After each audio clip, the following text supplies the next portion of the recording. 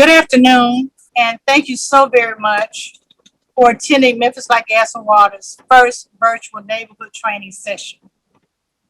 Memphis Like Gas and Water has hosted the Neighborhood Leaders Conference since 1994. The goal of the conference is to share information about Memphis Like Gas and Water with neighborhood leaders like yourselves, while also providing information and networking opportunities to help grassroots leaders strengthen your communities. Last year, we didn't have the conference primarily because of COVID-19. The pandemic took a major toll on Memphis, Shelby County, and the rest of the world. Due to the uncertainty of when we will return to in-person conferences, we decided to take this event to another level, to pivot, in an effort to continue working with our community leaders and providing valuable information in a new virtual format.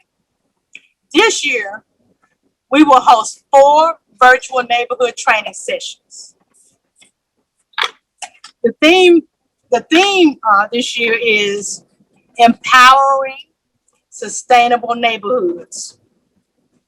All sessions will focus on sustainable topics. Today's session will include 2 topics: tree trimming and energy conservation. Future sessions topics will include plugging into electric vehicles, shining light on solar energy, and creating sustainable neighborhoods. Now I want to pass the baton on to Beverly Perkins, who is the Supervisor of Corporate Social Responsibility, and she will be taking over. But before Beverly takes over, I do want to thank Beverly, her team, and I also want to thank the MLGW IT team, because none of this could be possible without our IT department and Beverly and her team, who work extremely hard to make sure that we stay in tune and connected with our community. Beverly?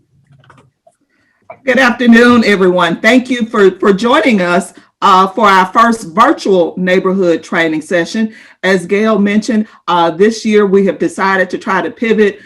We have had the neighborhood conference for a long time, several decades. And last year we still had people calling us, wanting us to host the event. And we didn't want to not be able to provide that information. So we're back, we're virtual, and as opposed to having a day-long event with several different sessions, this time we're just going to have 1 workshop each session with some different speakers. And so throughout this year, all of our topics, as Gail mentioned, will be about sustainability, really about how we can protect and preserve the resources that we have. And we started kicking this off with a subject that we know that everybody, all of our customers are interested in, which was tree trimming. But we didn't want to talk about tree trimming and trees just in isolation, because there's a lot that goes into trees being healthy and safe in our communities, as well as there's some various benefits that trees also provide as we talk about tree trimming. So today we're going to really get a whole lot of information out about what's going on with trees.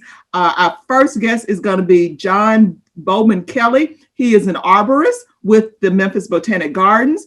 Following Mr. Kelley, we'll have Keith May, who's also an arborist at MLGW, as well as the general supervisor for MLGW's line clearance department. Now, that's tree trimming in regular speak. And then we're going to close it out with Michael Hamrick, who is an energy technician with MLGW's Residential Energy Services Department. And he's just going to talk about how trees can help you save on your utility bill. And I know that's something all of us are interested in. So we're just going to go through the different speakers without transition, letting them go one behind the other. If you have any questions, please be sure to enter those in the Q&A, and we will answer those after we've heard from all of our speakers.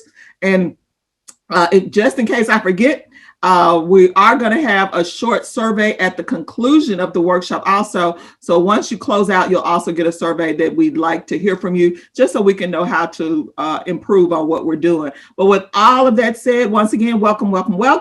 And I'm going to pass the mic to Mr. Kelley. Thanks, Beverly. So let me just share the screen here. All right, so I want to talk today about the role of trees in urban environments. You know, where we put trees now next to our buildings and our houses and next to utilities is much different than how trees evolved and really the environment that they're used to. So we'll go over a little bit about how trees are going to fit into an urban environment, understanding their nature, and then also our responsibility for taking care of them as environmental stewards. So first of all, trees naturally occur in forest ecosystems. So this is where they evolved, this is where they developed relationships, where they adapted to conditions. This process occurred over millions of years, and throughout that time they developed countless relationships with other species. So these would be birds, mammals, fungi, bacteria, insects, all of these things that you probably recognize this last image from 7th grade or so, the food chain or the food web. It's this entire network that exists within a forest ecosystem. Trees play just one part in that network, but they are a very pivotal part. So they're connected to a lot of different species. The problem is that when we urbanize an area, we plow it down and we put up buildings, we start to replace trees, a lot of those relationship ties have been cut. So that moves forward into the idea of planting native trees. So if we're going to build cities and we're going to continue to proceed down urbanization, we should think about putting back trees that were there in the first place. So over the past decade or so, probably even longer, there's been this real push for planting native trees, native shrubs, anything that's meant to be here, we should replant. So that's a key distinction to make, is if a tree can grow in an area or if a tree should grow in that area. There's a lot of trees from all around the world that can grow in Memphis urban environments, but should they grow there? So if you start to think back to that food web, that entire network that trees are used to having, they've got this built-in ecological niche.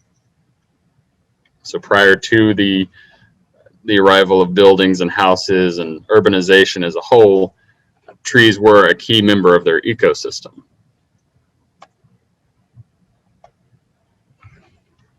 So if we kind of transition that forward a little bit, we can see that trees have more than just aesthetic value to homeowners and landowners. We don't just plant a tree there because it looks nice and we like the blooms and we like the shape of it. It has far more value than that. It's got ecological value, there's financial value, there's psychological values to planting trees, and a lot of it can be tied back to the actual species of the tree. You can think of this as maybe all of those other species, like the mammals and the birds and the insects, they recognize certain tree species. They're able to recognize them in their environment.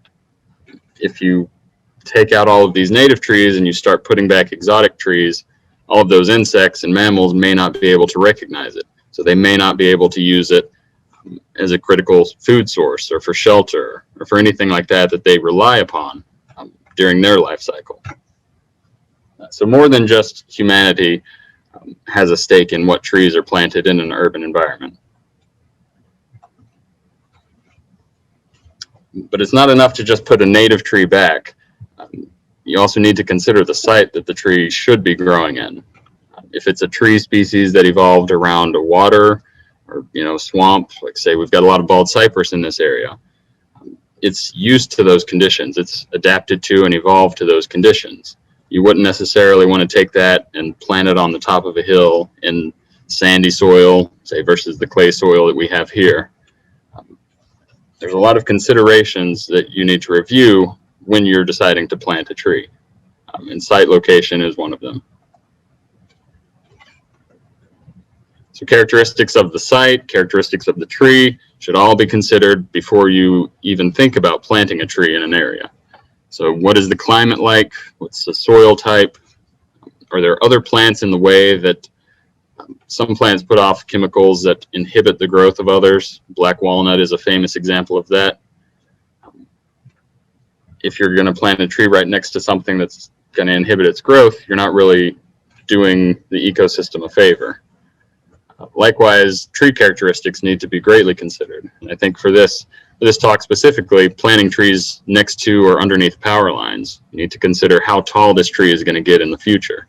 Yeah, it might fit under there now, it's a 5 or 6 footer, but if that tree has it in its DNA to reach 60 or 70 feet, it's not a good match for that site. So there's a ton of different characteristics that should be considered prior to planting of a tree.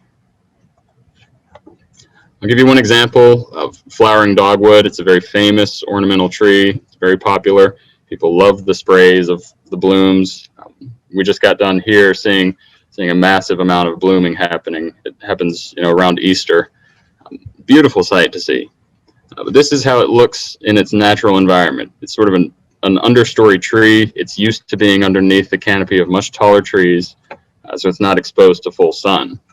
The consequence of that is that it's not going to bloom completely throughout the tree. You'll just see these little sprays happening. But when people put it in their front yards, you get this nice, magnificent full blooming tree. The problem with this is that the tree is not used to being in full sun, so its leaves aren't adapted to that environment. So they're oftentimes prone to sun scalding of the leaves. The leaves can burn up by being in the sun. The trunk is also sort of a thin bark trunk. It can burn up if it's in full sun. And the last image here is just a tree that has been sited well. It gives you quite a few blooms, but it also has some protection. On the side, it's going to be receiving direct sunlight. It's got the forest right behind it there. I'm guessing that would be, the southwest side. The dogwood specifically needs that afternoon sun protection, or else you'll get a situation where you have the sun scalding on the bark or the burning of the leaves. So this is a tree that's used to one particular type of habitat.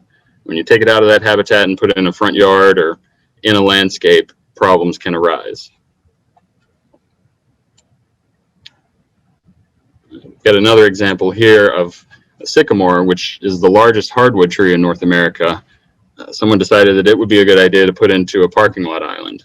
That tree is going to outgrow that space, pretty rapidly. It's going to cause all types of problems for utilities underneath the asphalt. It's going to break up the asphalt, I'm sure.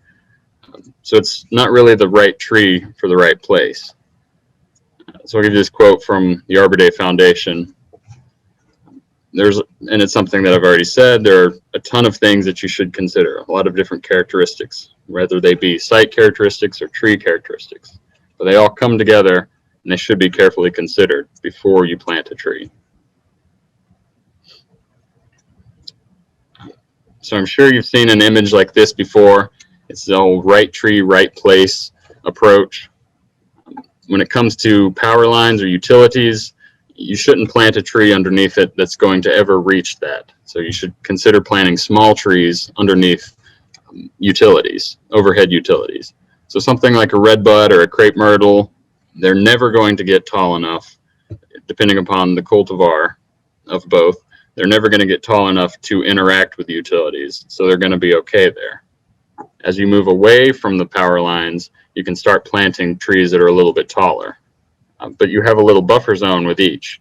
Because in case of a windstorm, if you have a tall tree, let's say it's 60 feet in height, and you plant it 10 feet from the power line, and it falls towards the power lines, it's going to take them out. If it's planted far enough away and it falls down, you should be able to clear the lines. So that's the whole idea, is that the taller a tree is, the further away it should be from utilities.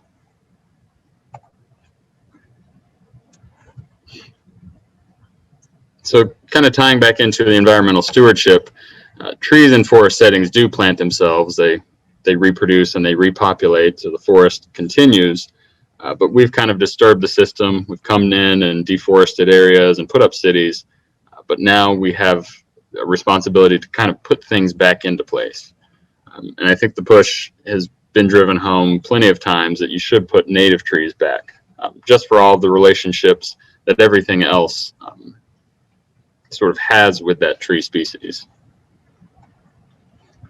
Now with landscape trees and things that we are putting back, they're going to require a lot more care and maintenance. For instance, in a forest setting, dead limbs or dead wood or anything like that isn't really going to be an issue. You're not going to have arborists going out there, in most cases, deadwooding trees, because it's sort of a low liability situation there. It's a forest and you're going to have dead limbs in the canopy. In an urban setting, sidewalk trees need to be pruned carefully and they need to be maintained so that you don't have limbs falling on vehicles or foot traffic. So there's going to be some more maintenance required for landscape trees, but I think it's well worth it. If we're going to put trees back and we're going to put native trees back, we should also be responsible enough to care for them properly. So I've just got a list here of a few trees to consider. We've got some smaller trees. They're going to reach 15 to 25 feet in height. And then your more medium large trees, say you still want quite a bit of shade and you've got some space in that buffer zone away from utilities. These are going to reach 50 or 60 feet. They're not going to be massive trees, like 120 feet or something like that, but big enough to provide you shade and provide, to leave an ecological footprint. All right. So yeah, that's all I've got for here. If anybody has any questions or anything, yeah, feel free, I guess, drop them in the Q&A.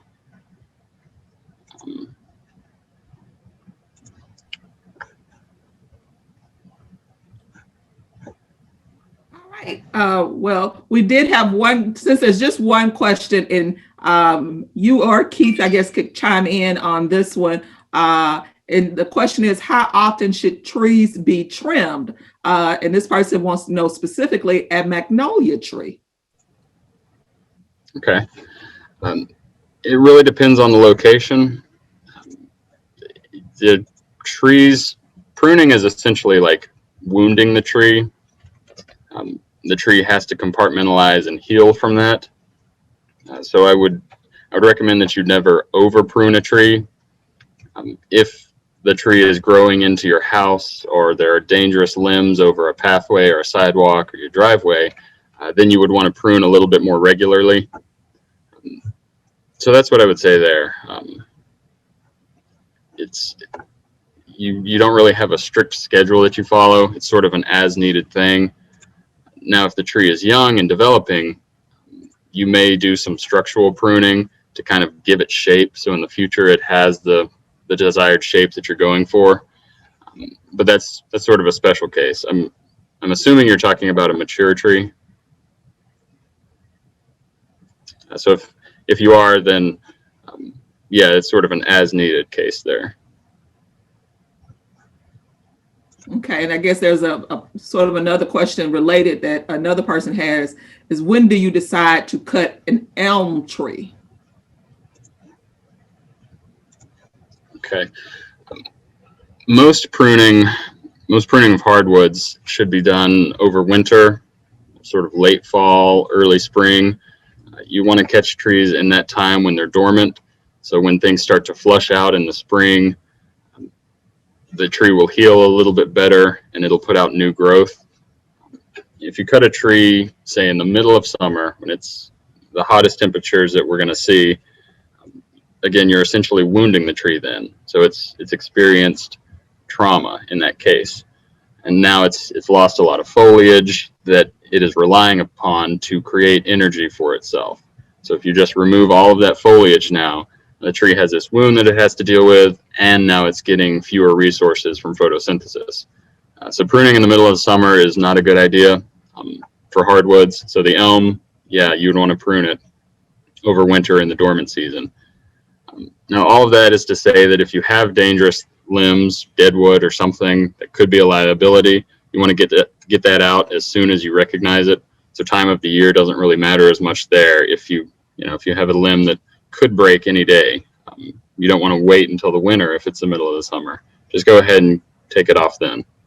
All right. Well, thank you, John. We're going to turn it over to Keith.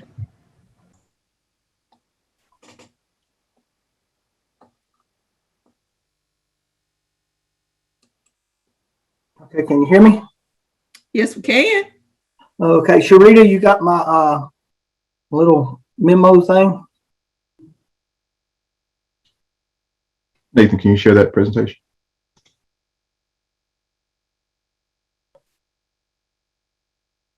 There we go. Just a little bit of background on what we do. Well, first of all, my name's Keith May. I'm the supervisor over the line clearance department, which is the tree trimming department here at Light, Gas, and Water.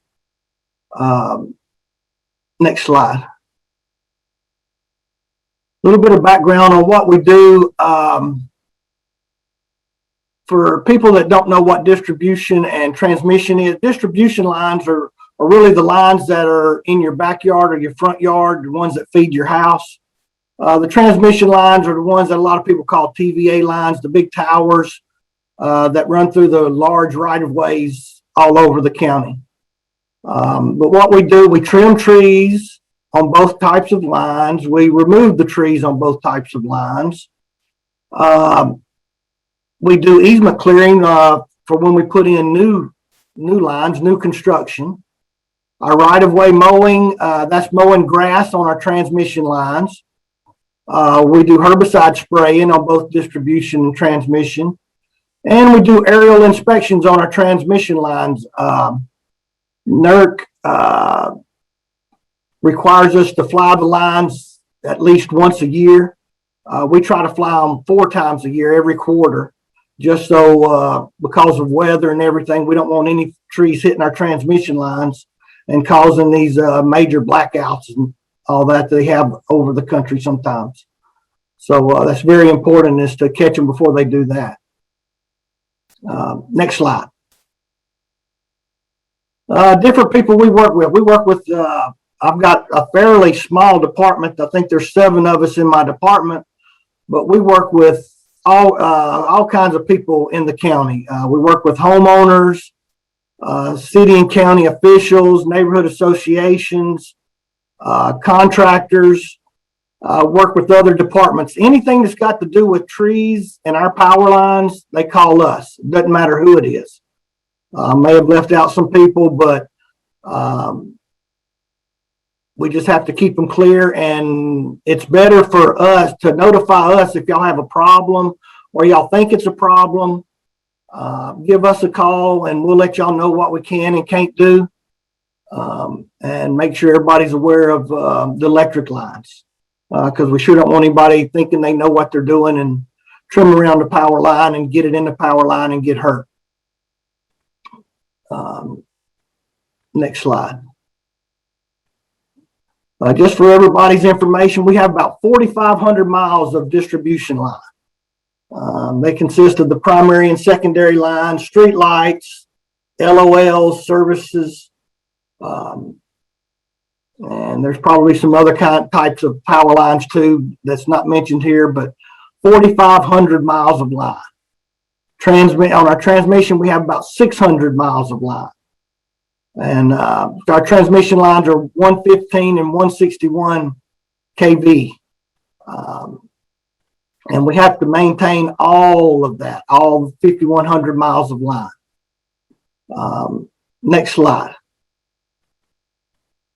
On our distribution lines, cutting our distribution, we are trying to get on a 3-year cycle. We're not there yet, but to get on a 3-year cycle, that means we have to trim right at 1,400 miles a year. Our budget is $25 million a year. And that is a hard goal to meet. Last year, the pandemic hit. It was hard to get tree trimmers. Our contractors couldn't get tree trimmers. And even if they could, that 3-year cycle for what we do in our policy, and I'll go over our policy here in a little bit, it's just hard to get around the whole county, because our system covers the whole county. And getting around the whole county in 3 years is hard to do. A lot of people think we cut a lot, and we do, but right now it's getting back in the line before we get there, and we're probably closer to 5 years than we are 3 years, but we're working on it. Our cycle cut, that's where we get most of our stuff done. We do have storm work. We have to work all kinds of weather. It doesn't matter if it's 105 degrees. It doesn't matter if it's 3 degrees like it was back in January. Doesn't matter if there's snow on the ground or if it rains. Some of that might slow us down, but we still have to work if we have outages. Excuse me. We have a lot of customers call in. They want us to trim their trees. And that's what I was getting at a while ago, was telling people to call in. They don't know if it's power lines or cable vision or telephone. It doesn't matter. It's better to call us. That way we can go out and check it out, and we'll let you know what we can and can't do. We have to do new construction. We're putting up new power lines all the time. So we have to cut the trees where the new lines are going. Our transmission, I explained that a while ago, we have to keep the lines off the transmission lines too. We mow a lot of grass on our transmission. We don't mow every transmission line, mow the grass, but we do a lot of it. And some years we do a lot of herbicide spraying, and some years we don't. Just depends on how things are going and if it's a bad growing season or if it's not, and how much mowing we got done. We like to mow grass as much as we can to keep the trees from growing in it, and that way the trees won't grow up in the power lines. Next slide.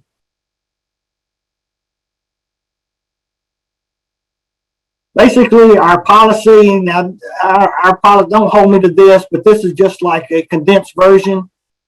We get a 30-foot quarter, 15 feet on each side of a 3-phase line. And what we mean by a 3-phase line is it's got 3 primary lines. The very top of the pole should have 3 lines up there.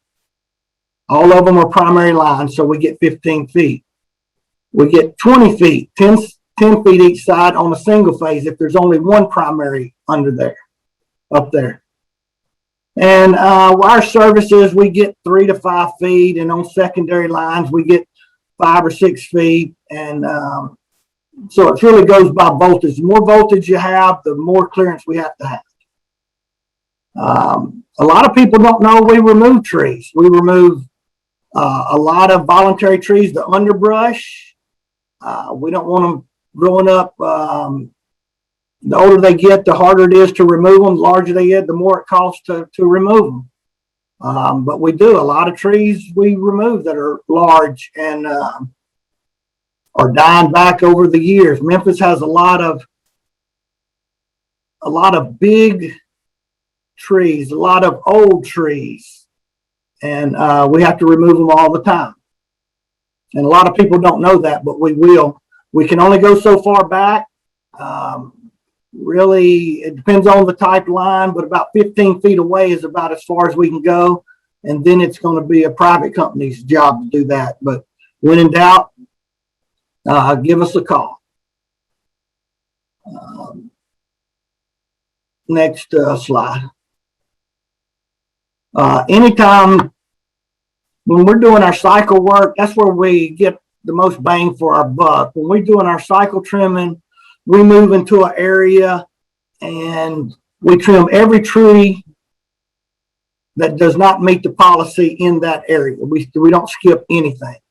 And we put out these door knockers to let people know. These door knockers should be out about at least a week ahead of the crews.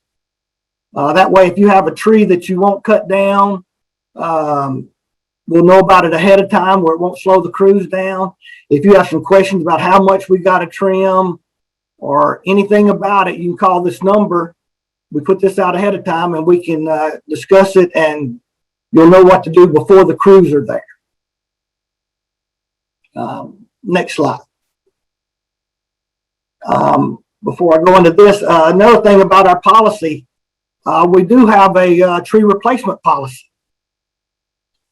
It's not a tree for a tree, and it's not big trees.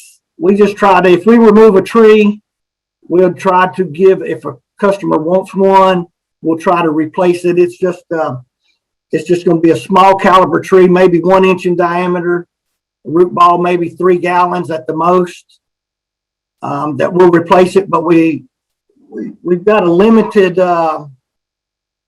species of limited variety. I think there's five or six species of trees on there, and we want they're low growing and slow growing, and that's what we want anytime we around power lines is low growing and slow growing. There are a couple of trees on there, Foster hollies and Bradford pears. A long time ago, everybody wanted the Bradfords, and we will not plant those near the power lines. We'll back off the power lines to plant them. But the other trees, we have Loropetalum, Foster hollies, Bradfords, crepe myrtles is a good one. Japanese maple's a good one. And that's about it. These trees are low growing, slow growing, and pretty hardy. That way, because once we put them in the ground,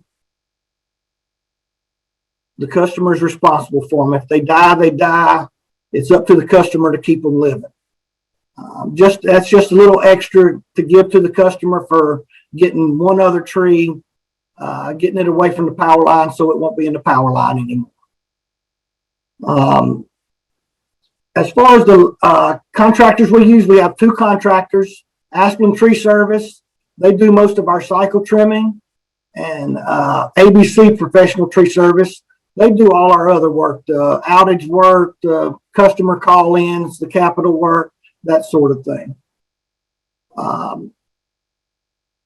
Right now, we don't have a substation or transmission clearing, but if we do put in a new substation, that would be under me on getting the land cleared. Right now, we don't have a herbicide spraying contract. And our grass cutting, we use APS to do our grass cutting. And we just started cutting grass this week. So we generally mow grass for about 6 months out of the year. Next slide.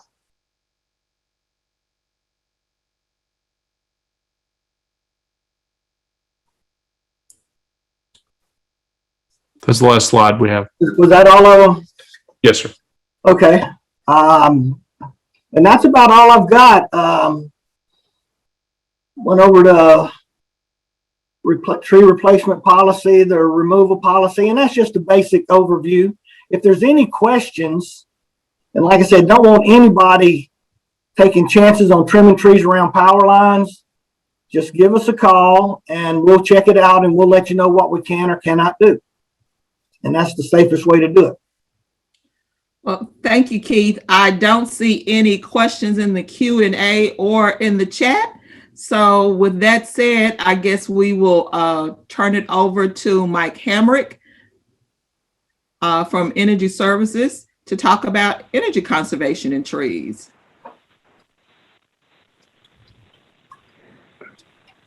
Hi, can y'all hear me? I'm Michael Hamrick from Memphis Gas and Water. Hello. We can hear you. You can hear me all? Thank you. Hi, I'm Michael Hamrick from Memphis Gas and Water in the Energy Services as an energy technician. I want to thank you for inviting me to the Rooted in Tree Sustainability session. Please go to the next slide. Yeah. There. From all the good information from Mr. Kelley and Mr. May, and now let's get started with growing some tree roots of hope in the community. It reminds me of some good quotes from keep planting the right tree in the right place will provide energy savings, a cooler community, and a sustainable greener environment. It reminds me of a couple of quotes of good ones here. Keep planting your apple trees of hope. A veteran Navy officer, Daryl Dipty, spoke at about a Dr. Martin Luther King event. And he talked about a Dr. Martin Luther King quote, "Even if I knew that tomorrow the world would go to pieces, I would still plant my apple tree today." That quote can be good advice to keep hope alive in the face of adversity. But he also added, it's good to have hope, but it's also a hope and plan for success. So it's good to have a plan for success. And hopefully we can put down some tree roots of success, of hope of saving some energy. And please go to the next slide. There we go. The right tree in the right place will provide energy savings, a cooler community, and a sustainable, greener environment. Trees make saving simple. You will see that in a couple of slides from now, from the National Arbor Day Foundation, from the Tree Benefactor Calculator. A tree planted for shade or a windbreak results in lower utility bills every month. That's some good news. A well-placed tree can reduce consumer energy use by 20%. That's almost like $20 if it's a $100 utility bill. So there is some hope in these trees, aren't there? And please go to the next slide. Okay, trees make water clean. That is important because Memphis Light, Gas, and Water pumps their water from underneath the city. It is what you call water aquifers, kind of like underground lakes. So it is important to keep our water clean. So trees does help keep it clean because cement keeps rainwater above the ground. Trees filter the water as they soak it down. Trees prevent stormwater runoff and the transport of chemicals into streams into drinking water. So that's some good important new information there. And please go to the next slide. Trees make air fresh. One tree can absorb up to 48 pounds of carbon dioxide every year. One large tree can provide clean oxygen for up to 4 people. And please go to the next slide.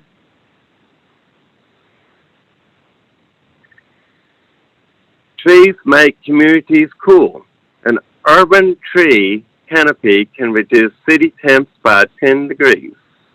Summer bring hot sun. Trees bring cool shade. And please go to the next slide. There we go. Now, the urban heat island effect. Urban areas without trees can be heat islands with significantly higher temperature.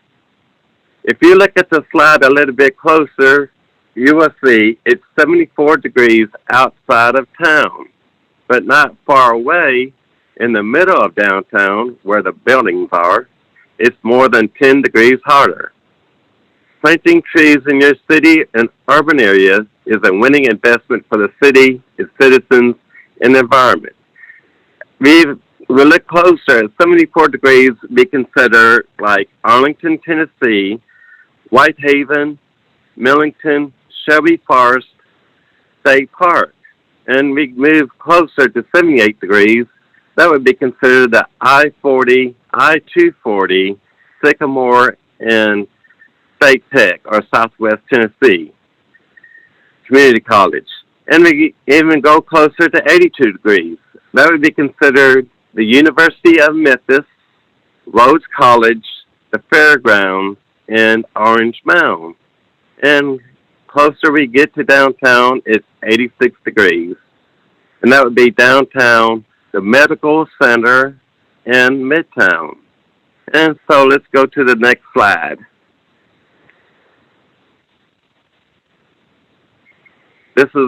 this is even a closer view of it, of the 74 to 86 degrees. And hopefully you can see it better with the downtown buildings and the outlying areas. So adding more trees to your city streets, parks, schools, and downtown areas will help keep communities cooler and reducing your energy needs. Downtown is already doing that with Main Street, from City Hall to Court Square to the Orpheum and Bell Street. They have planted trees in the last 15 or 20 years ago. So that's some good news. And let's go to the next slide. Trees make people happy. Park users report lower levels of anxiety and sadness after visiting parks. So go visit your city, or your local city and the county park, or your state park, like Shelby Forest State Park and T.O. Fuller State Park. And studies have shown that children and youth living in greener neighborhoods are calmer and healthier. And please go to the next slide.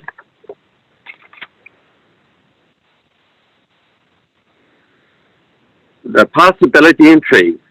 There was an article in the Utility Magazine in T&D World, which is a transmission and distribution, a utility magazine, talks about the possibility of trees. And also talks about the Arbor Foundation of Energy Saving Tree program from the National Arbor Day program. Across the country, utility companies are in search of solutions and strategies to reduce peak demand and improve customer and community relations and incorporate in responsibility and sustainability into their image. More and more, these organizations are turning to trees as a compelling answer to all three of these challenges. And so please go to the next slide. As you see here, the possibilities in trees. Planting a 3 to 5 foot tree may not provide immediate results, but the long-term benefits are impressive and a good investment. When planted in the right place, a fully grown tree can reduce energy usage by up to 20%. This is the kind of impact that can help levelize the utility demand curve and reduce extreme peak usage and affects the utility bottom line. The benefits, however, are tied directly to how you plant the right tree in the right place. They might not understand that a deciduous tree, which is a tree that loses the leaves in the wintertime, planting along the sunnier side can provide cooling shade in the summer when they do have leaves, and then in the wintertime, through their bare branches, the sun can heat a home in the winter. They also may need guidance on how to plant an evergreen tree on the north and northwest side of a home to block the cold winter winds and potentially to reduce heating bills, especially after last February. And please go to the next slide. This slide is the same one that Mr. Kelley had, and it also explains about the right tree in the right place and why it's important for the utility and also to help keep your house cool and warm. As you see on the right side, you have the utility line and utility pole, and we do recommend only smaller trees that's 25 feet or less on there. Small trees such as star magnolias or crab apples are good. Medium trees, make sure that it's 20 to 50 feet from the utility lines. And those medium trees would be like Washington hawthorn, or the golden rain tree. And we get closer to the house, hopefully 50 or 60 feet away from the utility lines and the utility poles. You can have the bigger trees, big trees, such as maple, spruce, oak, or pine. That will help shade the tree. That will help shade the house, but will not hurt your utility lines and utility power and provide reliability. And please go to the next slide. All right. This is one of my favorite slides. Now, show me the money from the National Tree Benefit Calculator. Well, trees in the urban areas provide an important benefit. They have they will help cool the air, curb the stormwater runoff, help their property values, sequester the carbon dioxide, and also reduce energy costs. From the National Tree Benefit Calculator, you can find it from the www.arborday.org calculator. We put down the zip code 38109, Memphis, Tennessee, the climate zone south. And please go to the next slide. You'll see I picked out a hickory tree. A hickory tree, and I have to put down the diameter of it. And I chose an 18-inch. An 18-inch hickory provides an overall benefit of $150 every year. That's pretty good. If this tree is cared for and grows to 23 inches, it will provide $187 in annual benefits. That is just for one tree. And please go to the next slide. Here it is, the National Tree Benefit Calculator pie chart. It shows how it's broken down, the $150 broken down from that hickory tree. As you see, the property value is improved by $70.78 in the green. The orange would be the stormwater, protecting our water, which is especially important for our drinking. That'd be $46.66. And you see the electricity in the blue, $12.64. And the lighter color is natural gas, $6.20. So just imagine that is just one tree. Just imagine if it was 3 to 4 trees, how much that would help you. I would like to thank you again, and hopefully I've planted some tree roots of hope of energy saving, a cooler community, and a greener, sustainable Memphis and Shelby County. And thank you.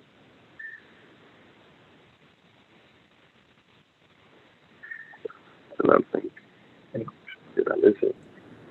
Well, thank you, Michael. That was really. Are there any questions? I don't see any in the Q&A, Michael. Oh, thank you. All right, well, thank you. That was some really, really good information. I'm going to have to try to go find that National Tree Benefit Calculator. That was some good information. And it's been some great information from everyone today. Just as we get ready to close out, please make sure that if you have any final questions, to be sure to put those in the Q&A. Just want to remind you that this is the first of our sessions that we'll be doing. And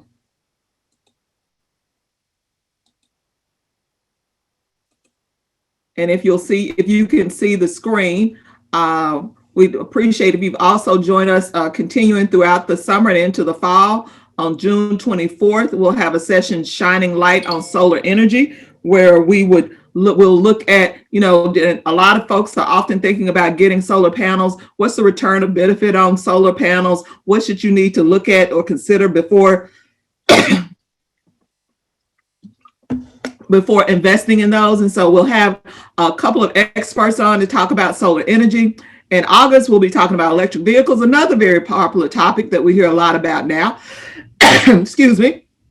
And we'll be looking at just, I don't know if you know, but there are all sorts of, everybody's making electric vehicles now. The prices are changing. A lot of people used to be concerned about whether or not they'll be able to get them charged, and the charging network is more robust. And so a lot of different things to look at, and some more information on that session. And then we'll close out October 28th with creating sustainable neighborhoods. All of the sessions are at 4:00, and they are free to the attendees. I don't see any other questions. I will once again want to thank all of our panelists, Keith May, Bo Kelley, and Mike Hamrick, for joining us today and giving us all of that great information. I now know when I should prune my trees, and learned a lot of information today. I hope that you did as well. We're going to close out and get ready to leave, but also just want to remind you that once we end, you will also be getting a post-event survey. Would appreciate if you could complete that for us, just to give us some feedback to let us know how we can improve the session. Darren, I'm going to turn it up back to you. And that's it. All right. Well, let me check okay, that was Sharita putting some questions, putting those dates into the chat. All right. Well, thank you all for joining us. Thank our speakers for being with us, and hopefully we'll see you again on the next one. Have a great day and stay safe.